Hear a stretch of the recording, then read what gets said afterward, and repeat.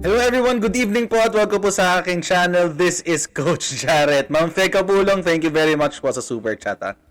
Shoutout po sa inyo. Okay, maraming pong salamat sa mga tao po na nandito po ngayon at sa mga nag-intay po kanina pa. Sa 229 viewers po na meron po tayo ngayon, maraming pong salamat. Mga Tabarkads, today is December 14, 2020. It's 11 days to go before Christmas, mga Tabarkads. Eto na!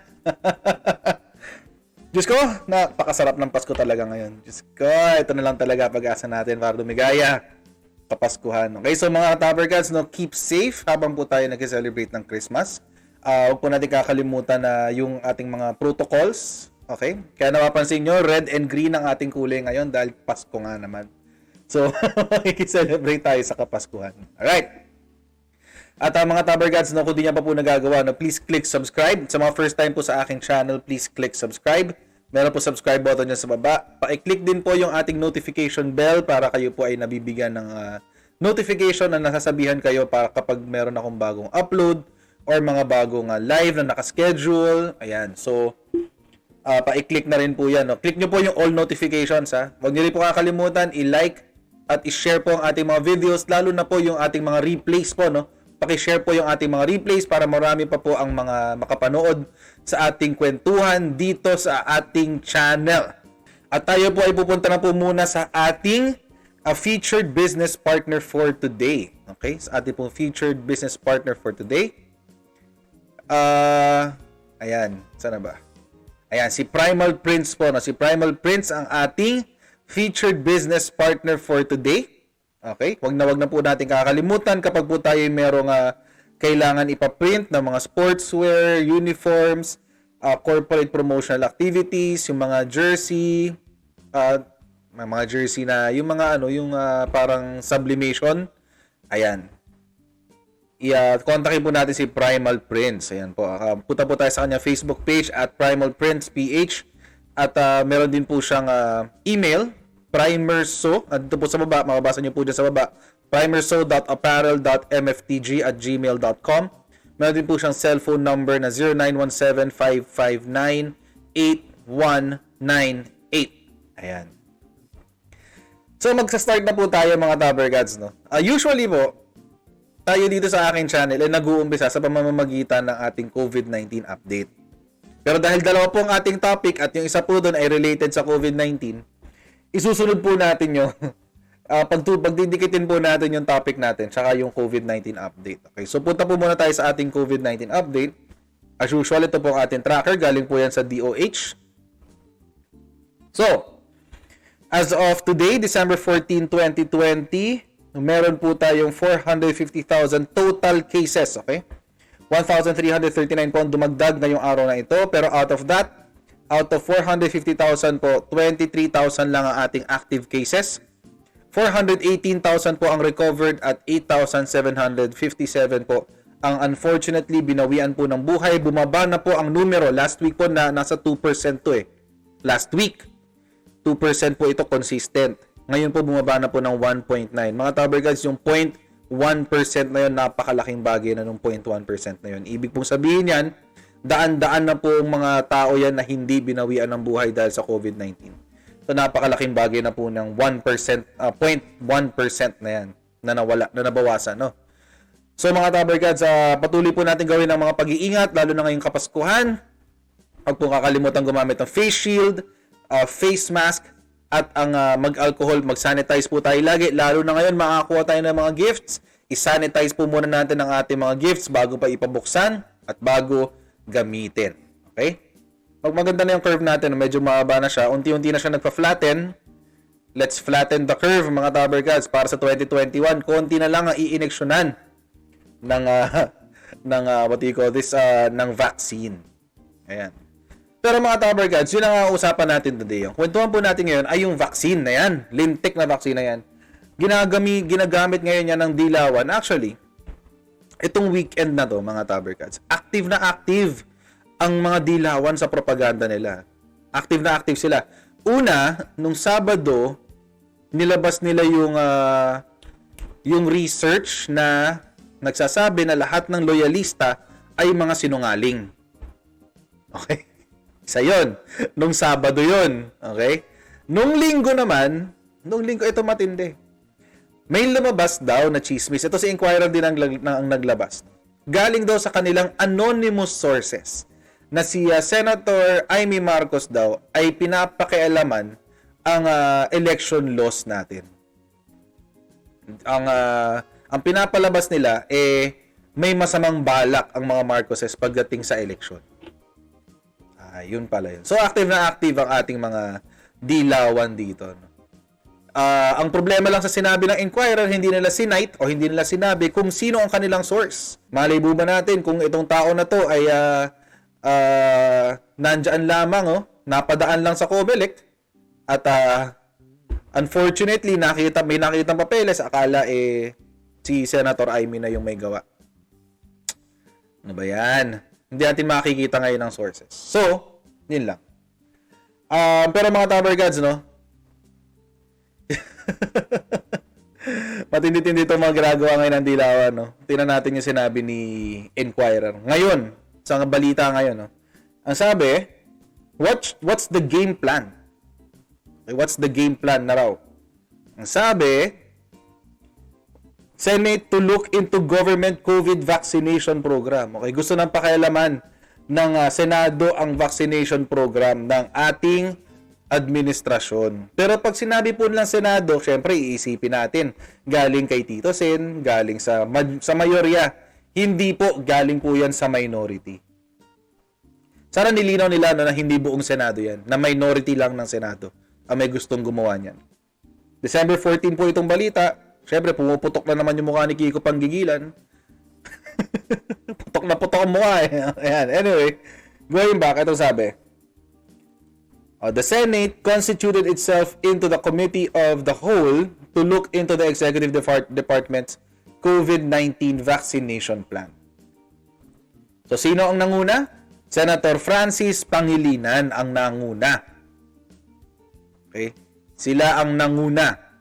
Si Senator Francis Pangilinan called for the Committee of the Whole hearing through a Senate Resolution 594 as he underscored the country's need for clear and concrete action steps and deliverables in a vaccination program that our citizens can trust and believe in. So humihingi po sila essentially ng scorecard. Ano pong scorecard? Mga Tower Gods, no, sa mga hindi po familiar sa scorecard, kapag po kayo empleyado, halimbawa, meron po kayong mga numero na kailangan ma-meet para masabi po na kayo po ay para masabi nyo na ginagawa nyo inyong trabaho. For example, ang pinakamadali puputok ba yung mukha ni Kiko? Ayan, anyway, ang pinakamadali po example niyan, halimbawa, yung mga nasa sales. Ayan, yung mga involved po sa sales, mga sabihin natin sa real estate para mas madali pa. Let's say yung mga nasa real estate, meron po silang quota na X million of pesos na benta required every month. Ganun din po ang gustong hingiin nila ng minority dito, ng minorya dito, no. Gusto nila humingi sa gobyerno ng plano, quote unquote, okay, plano para makita daw natin ang ating what do you call this? Makita daw natin lahat ang plano ng gobyerno tungkol sa COVID-19 vaccine. Ngayon po, agree po ako dyan. Kailangan talaga po natin yan. Pero ganito pong kaaga, pupolitikahin nyo na yan? Wala pa nga eh.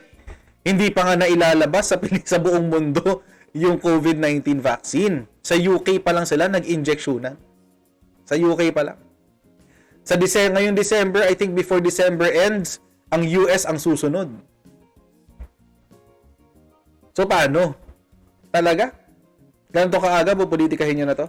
Sabi, the fact that senators are pretty much in the dark as to the game plan does not bode well for transparency and accountability in the vaccine rollout.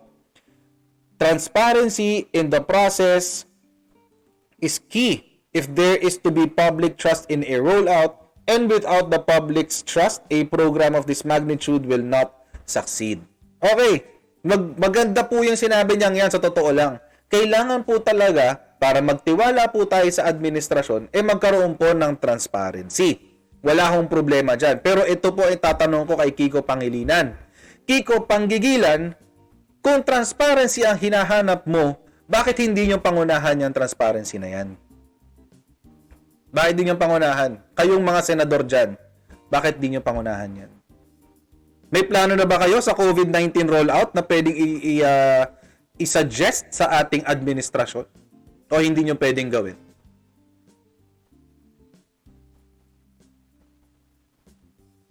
Ano?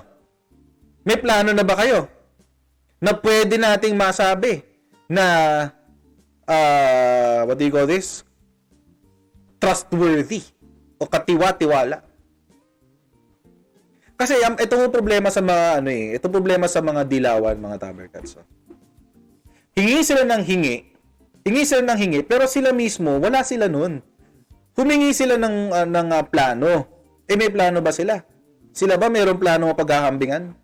Sabihin nila, hindi, it's up to the DOH, it's up to the cabinet members to roll it out. Yun naman pala, di huwag niyong pakialaman. Pakialaman nyo pag nandyan na. Wala namang, posturing lang to eh. Political posturing po ang tawag dito. Ibig sabihin sa Tagalog ng political posturing, bida-bida. Pabida ang tawag po nun sa Tagalog. Gusto niyo pala magtiwala kami sa administrasyon. Wala namang problema. Kayo, kapag ba hinarapan kayo ng plano, magtitiwala kayo. Yung Bayanihan to Hilas 1 nga eh. Hanggang ngayon, binabatikos nyo. Nag-expire na lahat-lahat, binabatikos nyo pa rin. Ito pa. Sino-sino pa sila na nagsalita? O sa mga humihingi po ng listahan ng mga wag na iboto, isa na si Kiko Pangilinan, ito yung mga kasunod. Ralph Recto, Franklin Drilon, Richard Gordon. Yan tatlong yan. Ang sinabi, itong tatlong to nagtanong, asked a series of pointed questions on the 72.5 billion budget allocation for the purchase of COVID vaccines and the government's rollout plan. Mga Tabercats, sa akin po, si Ralph Recto tsaka si Drilon, understood na po yan, na dilaw yan. Kaya kukontra lang yan. Kukontra lang yan. Etong si Richard Gordon, mga Tabercats, alam naman natin hawak niya ang PRC o ang Philippine Red Cross. Dahil hawak po niya ang PRC, baka gusto niyang malaman ang plano ng gobyerno natin. Dahil mga Tabercats, injection to ng vaccine. Injection to ng vaccine. Baka gusto nilang makijoin dyan sa 72.5 billion na budget na yan. Hindi po natin sigurado. Okay? Ako lang po yun. Speculation ko po yun. Okay, mga Tabercats? Dilinawin ko po. Speculation. Ayan. Pero, mga Tabercats, kita mo naman dito kung nasaan. Bakit bigla, all of a sudden, biglang naging interesado to si Gordon sa vaccine? Bigla-bigla. Dahil meron na. Number 1. Pangalawa, PRC siya. Huwag niyo pa kakalimutan, mga Tabercats, malawak po ang kapit ng Red Cross. Marami pong tao ang Red Cross. So, hindi po tayo magtataka kung gagamitin po ng gobyerno ang Red Cross para i-roll out, isama sa roll out ang vaccine. Hindi ko tayo magtataka dyan. Pero ang tanong na lang po dito, paano sila maisasama? Sila ba ang magpo-procure? Sila rin ba ang bibili? Yung ba ibig sabihin? Yun. Baka ako lang naman yun. Napag-connect the dots ko lang naman yun. Pwedeng mali ako. Wala naman problema kung mali ako dun. Kasi tao lang naman tayo, nagkakamali. So ito na nga po na nagtanong sila. Nagtanong itong mga senador. How safe are the vaccines? Uy, Diyos ko. Kung magtanong ng how safe, parang hindi niya kaalyado ang mga nag-rush ng Dengbaksya.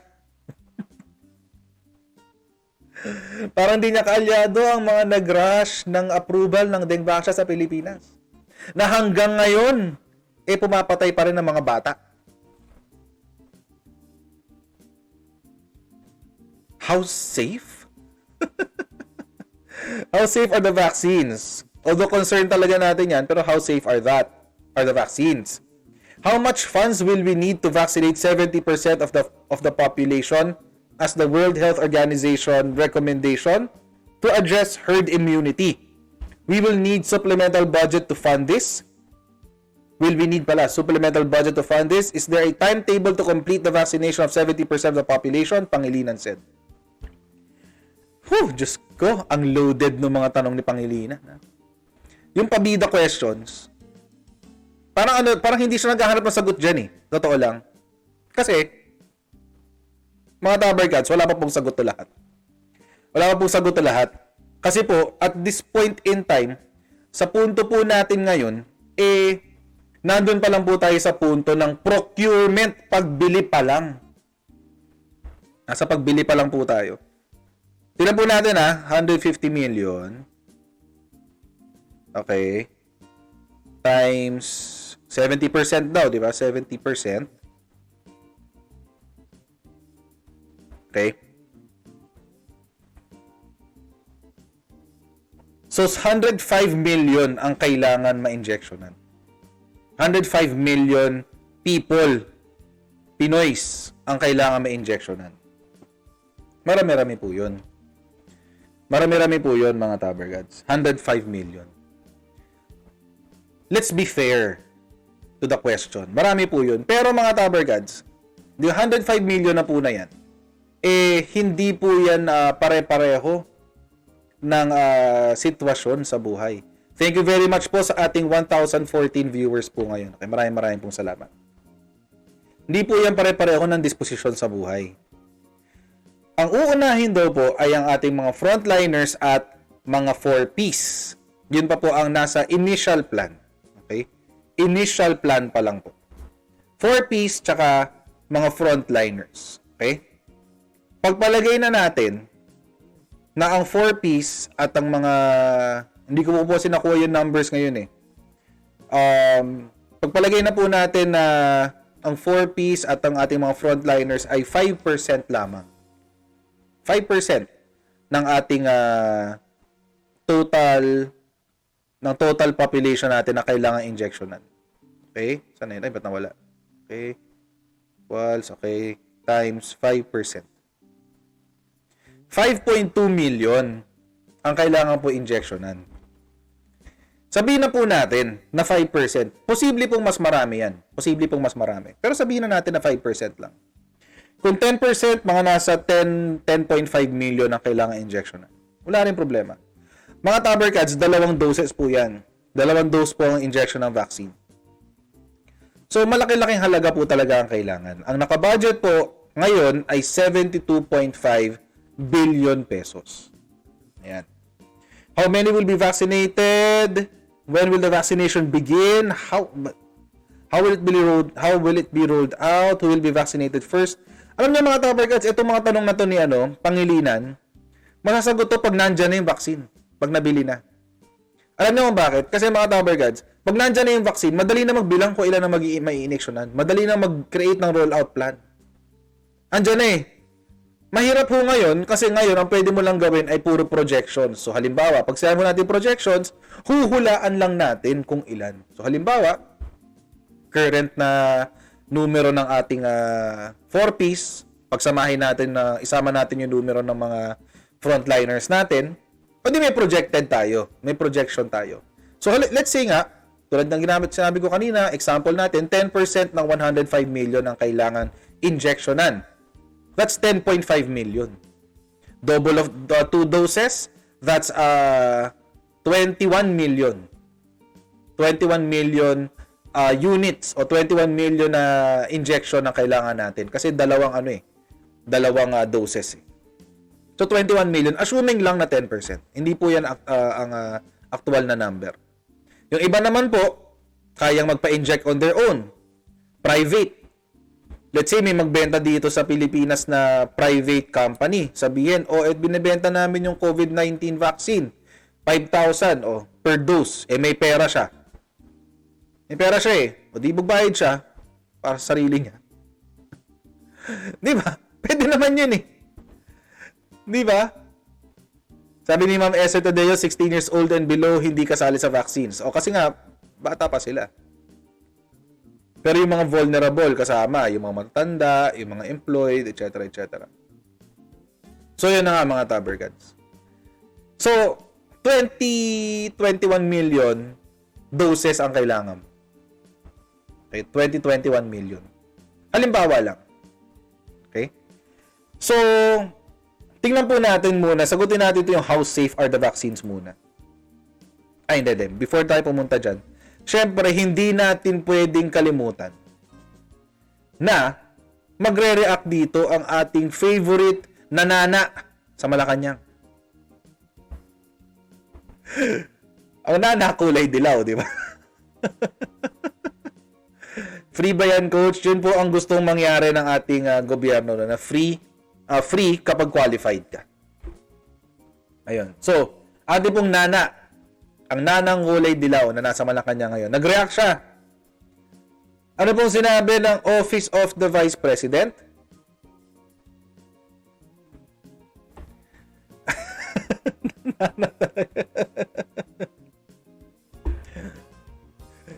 Yes, Yoli Palabregano. Two doses na yon. So, 21 million, sabihin na natin kung 10%, 10% lang ng total population na qualified injectionan, 21 million, assuming lang, ng ano lang tayo, nang hula lang tayo. Nag-react yung nana ng Malacanang. Kasi konting galaw ng Malacanang, magre-reklamo to. Kaya nana, nangangamba na naman daw siya. Palagi na lang kang nangangamba. Ay, nako. Nangangamba daw si VP, fake Vice President Leni Robredo, sa hindi tiyak na pondo para sa iaangkat ng gobyerno na supply ng coronavirus vaccine sa ilalim ng 2021 national budget. Reaksyon ito ng Office of the Vice President matapos sabihin ni Senate Minority Floor Leader Franklin Drilon na hindi pa malinaw kung saan huhugutin ang target na 72.5 billion na pondo para sa pagbili ng bakuna. Hindi pa raw kasi sure. Siyempre, ang nagsalita yung kanyang abogado na si Barry Gutierrez. Ito si Barry Gutierrez, mga Tower Gods, kapag ito nagsalita, wala naman siyang kwenta magsalita, pero may kumbaga ginagawa ni Leni Robredo kay Barry Gutierrez. Dinideny niya, may absolute deniability siya kay Barry Gutierrez. Paano? Pag may sinabi si Barry Gutierrez na hindi sikat, ang sasabihin ni Leni Robredo, itatanggi niya, naku, hindi ako nagsabi niyan. Pero, opisina niya yung nagsalita. Diba? Parang nung ginawa niya sa, hindi katanduan na sa Cagayan, nung nagpanggap siya, na siya ang may hawak ng ating Air Force. Ayan. And anyway, sabi ni Barry Gutierrez, nakakadagdag pa sa problema ng bansa sa COVID-19 pandemic ang pambili ng bakuna na dapat hinahanapan na ng pondo kahit pa mangutang na ang Pilipinas. Oh, wait lang, mga Tabergans, tingnan nyo Nung nangungutang tayo dati para sa COVID-19 testing kits, anong sinasabi ng mga dilaw? Nangungutang ka, sinong magbabayad niyan? Mga apo namin, mga apo pa namin sa tuhod na magbabayad niyan. Parang ginawa ni Marcos sa Bataan. Hanggang ngayon, binabayaran ng utang. O tapos ngayon, sasabihin nila, ay, mangutang na tayo para sa vaccine na yan. Sabi ni Barry Gutierrez. Hindi rin Iba rin talaga. Tapos pag nangutang, mga Tabergans, sabihin, puro kayo utang, binabaon nyo sa utang ang mga Pilipino, paanong babayaran yan? O, di ba? Itong mga to, mga walang mga walang isang salita to, mga to Kulang aniya ng sense of urgency, wala rong makitang pagmamadali ang gobyerno sa kabila ng sitwasyon kung saan nag-uunahan na ang mga bansa para makasecure ng supply ng pangbakuna kontra COVID-19. Di magbigay kayo ng 72.5 billion. Kaya nyo? Office of the Vice President, baka gusto mong isuko yung budget mo dito sa 2021 para makabili pa ng mga dagdag na vaccine. Ano na? Magkano yung budget ng Office of the Vice President? 600 or 700 million? Ang in-approve? Ang gusto pa nilang gawin, 1 billion? Wala Wala ka nang ginagawa, nganga ka lang, bibigyan ka pa ng 1 billion. Matindi.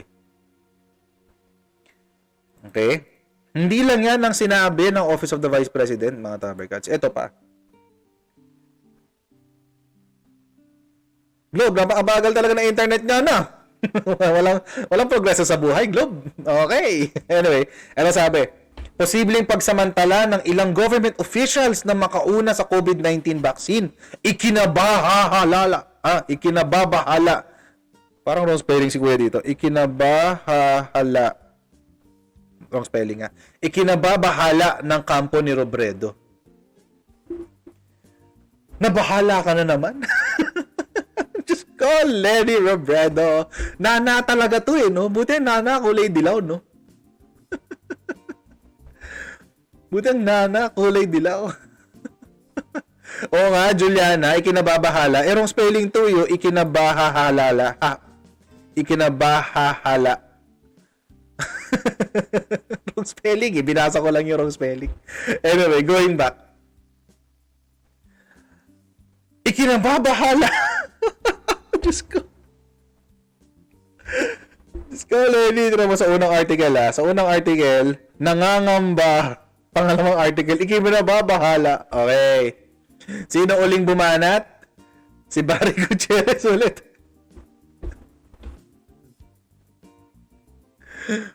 Baka raw kasi mag-agawan at manguna pa raw ang mga politiko sa pagkuha ng COVID-19 vaccine. Alam nyo ako, mga Tabercats, para sa akin, sige, mauna na kayong lahat. Unahin na kayong lahat ng mga politiko. Katotoo lang. Kung akong tatanungin, mauna na kayong lahat. Kayong mga dilaw, kayong mga NPA, kayong mga corrupt dyan sa administrasyon, mauna na kayong lahat. Wala akong pake. Mauna na kayo. Para makita ko yung masamang epekto niyan agad-agad. Kung meron mga masamang epekto. Free pass 2022. Sabi natin Susan. Ay, nako. Diyos ko, ayon kay Attorney Barry Gutierrez, spokesman ng OVP, patuloy na sinasabi ng gobyerno na health workers at mga mahihirap ang maunang mababakunahan, subalit mga politiko naman ang mauuna. Okay. Parang walang sense yung sinabi na yun ni Barry Gutierrez. Sinasabi doon ng gobyerno, ay, DWIC puro wrong spelling tong article na to Sinong sumulat nito? Judith Estrada Larino. Puro wrong spelling Ito, gobyero. Sinasabi ng gobyero na health workers at mga mahihirap ang mauunang mabakunahan, subalit mga politiko naman ang mauuna. Paano mo nasabi to, Barry Gutierrez? Paano mo nasabi yan? May listahan ka na ba? May listahan ka na ba, Barry Gutierrez? Ang tawag po dito, mind conditioning or mind setting, mga Tabercats. Gusto nilang papaniwalain ng taong bayan na, uy, ito yung mangyayari pag dumating yung vaccine. Unahan ng politiko, wala tayong budget, etc. etc. Pero, siyempre, hindi natin kaagatin yan. Dapat aniyang matiyak ang blah blah blah, dapat matiyak na ang tutukoy na frontliners ng Pangulong Duterte ay siyang talagang unang matuturukan ng o di i-check nyo. Gawa kayo yung sarili nyo listahan, ibigay nyo kay PRRD. Tapos i-double check nyo kapag sila nalistahan na vaksinan.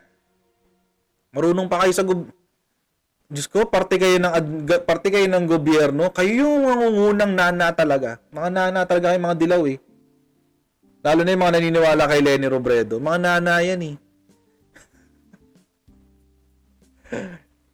Sagutin natin yung tanong, how safe are the vaccines? Ang sabi ng University of Minnesota. Diyos ko, Globe. Ano na?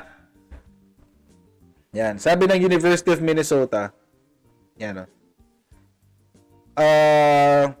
phase 3 trials ng AstraZeneca na yung bibilin po natin na COVID-19 vaccine ay up to 90% effective. Na 90% daw effective. Ibig sabihin, kung meron tayo 150 million, o let's say sa kaso natin, meron tayong 105 million na i-injectionan, 90% nun, magiging epektibo para sa kanila yung gamot. Yun po ang ibig sabihin nun, mga Tabercats. Okay, kailan po ito nilabas? December 8, 2020, bagong-bago pa. Last week lang. Napakagandang numero po nun, mga Tabercats. Napakagandang numero nun. Tapos, meron din ako nabasa dito na ang sabi na nagkaroon daw ng problema sa ibang mga nag-testing. Sana yun? Sana yung nabasa ko na yun? Okay. Masala yung problema. Wala. Nawala na yata. No, baka sa ibang article ko yata nabasa. Ito.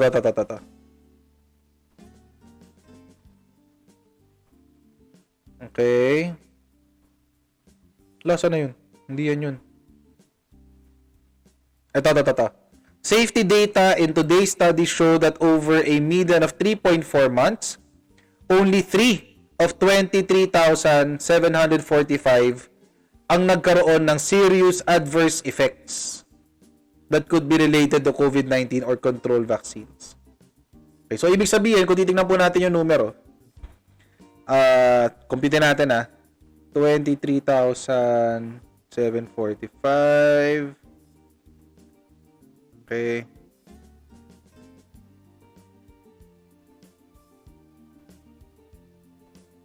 Okay, divide. Ay, mali. 3 divided by 23 745. Yan. Okay. 0.0126 lang ang nagkaroon ng percent. Less than 1% ang nagkaroon ng adverse side effects. Ibig sabihin, less than 1% ang merong nagkaroon ng masamang reaksyon sa COVID-19 vaccine.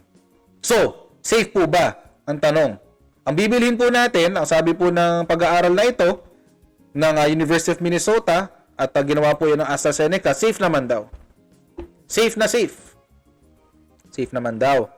Ano pa mga Tabercats ang ating napag-aralan tungkol dyan para manahimik din tong mga senador na to at si hindi na mabahala etong si Leni Robredo. May binili na 2.6 million doses. May binili ng 2.6 million. Ito ay binili ng private sector. May private sector po yan. Ang kalahati po niyan, mga Tabercats, ibibigay sa mga bumili. Siyempre nga naman, dinonate nila yan. Ibibigay daw nila yan, yung kalahati. Kukunin nila yung kalahati para sa mga empleyado nila. Yung kalahati naman, siguro yung 1.3 million, ay i-donate po nila sa gobyerno. So essentially, ang gobyerno po natin ay meron na pong 1.3 million na nakatabi. Posible pa pong maging 1.5 dahil pwede raw umabot ng 3 million yung nabayaran na. So mag-expect po tayo ng 1.5 doses na darating po sa Pilipinas pag available na yung COVID-19 dito sa Pilipinas. Bayad po yan ng mga private groups. In fact, according to my sources, malaki po ang inilabas dyan ni Ramon Ang. Okay? Ng San Miguel. Parang 30 million daw yata ang nilabas ni Ramon Ang dyan. So, yun na nga. Ano pa? Okay. Tinigil na rin po yung plano na magkaroon ng clinical trial sa Pilipinas. Bakit? Pinapasama ito ng ng dilawan. Sabi nila, kasi nabwisit sila sa Pilipinas, etc. Hindi po. Tinigil na po dahil marami na silang impormasyon na kailangan. Hindi na nila kailangan mag-clinical trial dito. So, ibig sabihin, itong nilabas ng University of Minnesota, posibleng ito na yon 90% effective na merong 0.01 na posibleng side effects, serious side effects. Okay? Posible po yan. So, ano na lang ang sasabihin nitong grupo na to?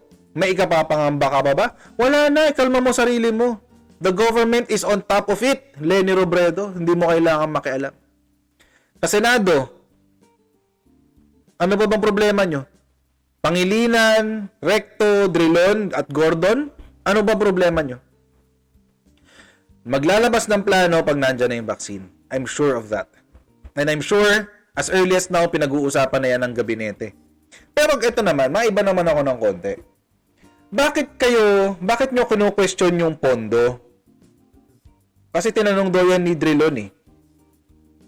Tinanong daw yan ni Drilon. Di ba sabi ni Leni Robredo? Nagtanong daw, nag-react sila sa sinabi ni Franklin Drilon. Nasaan daw kukunin yung 72.5 billion? Matanong ko lang, magkano bang nagiging pondo ng Senado? Last year po, year 2020, ito po ang pondo ng buong Senado. 9,476,902,000. 9 billion po yan, mga Tabergats. Ilan lang ang tao sa Senado? 24.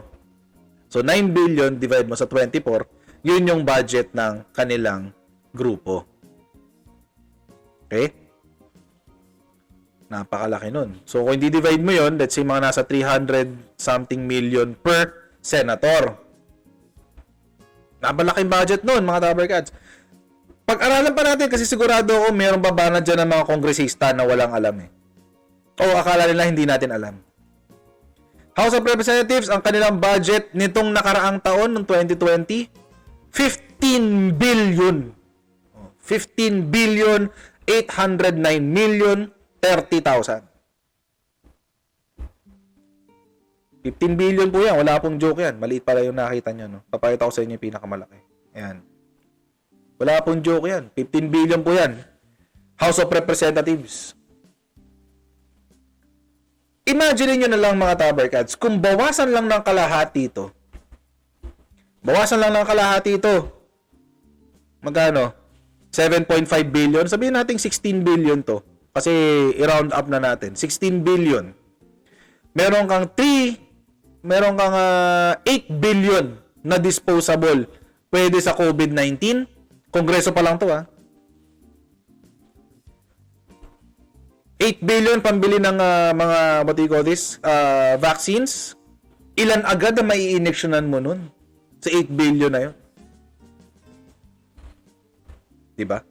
Sa Senado, yung budget nyo, Kiko Pangilinan, Franklin Drilon, Richard Gordon, Ralph Recto, yung budget nyong 9 billion, okay, 9.4 billion, bawasan kaya natin, gawin natin 4.5. Para ano, yung 4.5, ipambili din natin ng vaccine. Ilan na may injection na nun? Sabi ni Theo Ginochi na babahala siya kasi bida na naman si PRRD sa issue. Correct. Diba? Bakit hindi kayo mag-surrender ng inyong mga budget? Ba't hindi nyo bawasan ang budget nyo para dito? Kung talagang concern kayo na ma-injeksyonan lahat, ang 70% ng ating populasyon na more or less nasa 105 million people.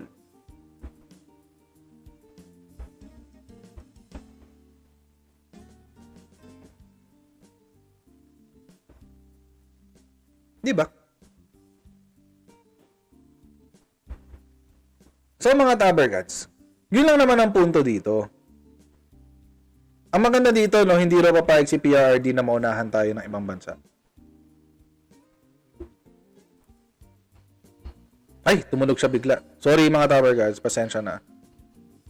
Buti hindi lumabas sa ano. Sa audio dito. Ayan. Ba yan? Weird. Sorry. Ayan. Hindi raw papayag si PRRD na mapag-iwanan ng Pilipinas sa COVID-19. Okay? Hindi papayag ang Pangulo Rodrigo Duterte na mapag-iwanan o hindi makabili ang Pilipinas ng bakuna kontra coronavirus.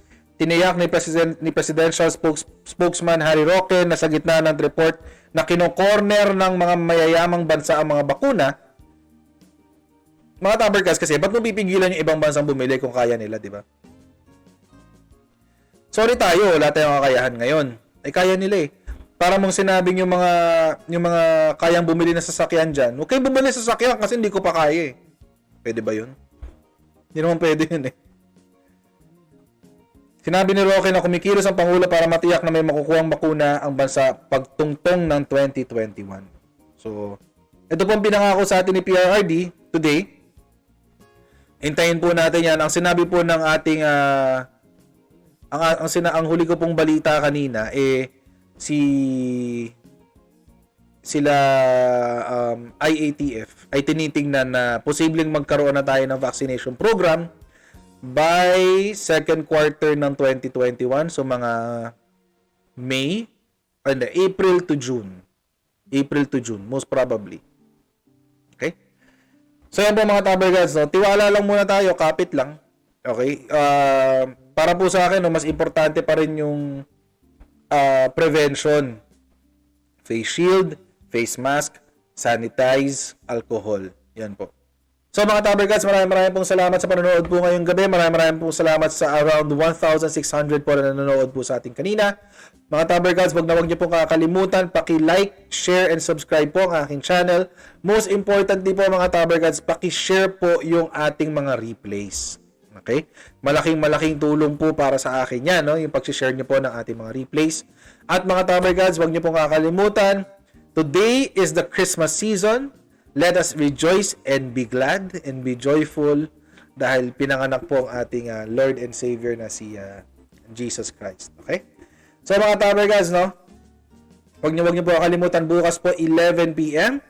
Okay, tune in lang po kayo bukas sa ating pong next Coach Jarrett Live. Okay? Sa mga kaibigan po nating foreigners, sa mga kaibigan po nating OFW, God bless your work for today. Sa mga kaibigan po sa Pilipinas, God bless your rest. I'll see you tomorrow. Bye!